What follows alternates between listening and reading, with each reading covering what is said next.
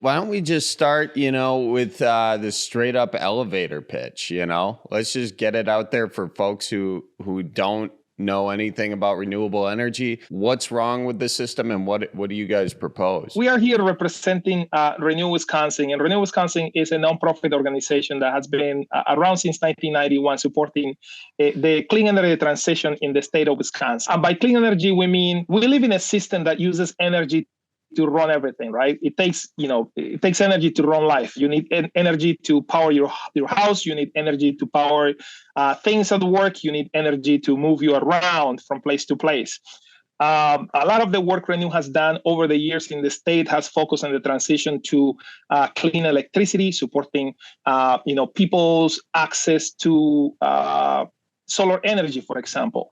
We live in a world where we like to support local initiatives, and it is no different in the energy sector, where if you generate your energy locally, you're not sending money out of your house or out of the state or out of the country. And that's part of the reason we're doing this, right? We want to support initiatives and programs and laws that will allow us to create as much of our electricity, as much of our energy here in the state, so we don't have to send money out of the state. So just to put some numbers around that, I have a background in engineering, so I think in numbers. So the state of Wisconsin does not produce any petroleum products. So every time we burn a gallon of gasoline or diesel fuel or jet fuel, we're sending money out of the state to purchase that fuel somewhere else. That number in Wisconsin right now is somewhere around $12 to $14 billion every year that we send out of the state's economy to purchase those fossil fuels.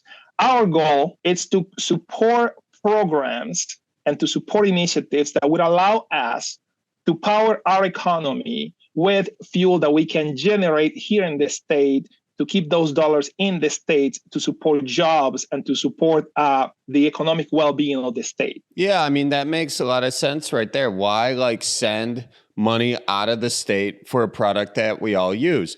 I mean, Wisconsin, though, has a history of that, a very recent history. I mean, they're sending people to Illinois for weed, Michigan for weed. Every state that touches Wisconsin has some weed.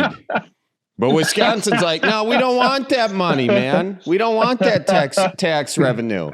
It's against. I don't know why we don't do it, but we have a pattern of that a little bit. So I'm sorry to interrupt. No, that's great. I think a lot of that has to do with this is the way we have done things here, right? And there is value for wanting to do things the way and wanting to stay close to the things that you understand. But the world doesn't work like that all the time. And we need to evolve. In the energy space, we have the technology that has evolved, and we need to catch up with it. So we need to create a framework here in the state. We need to create laws. We need to create programs that will allow citizens in the state to take advantage of technology that had matured enough to provide savings and to improve the quality of life of people here in the state. So we're here to talk about electric school buses. That's a perfect example of a technology that has matured enough that will allow us to fulfill the mission of that thing, which is taking kids to school safely, reliably. We can do that,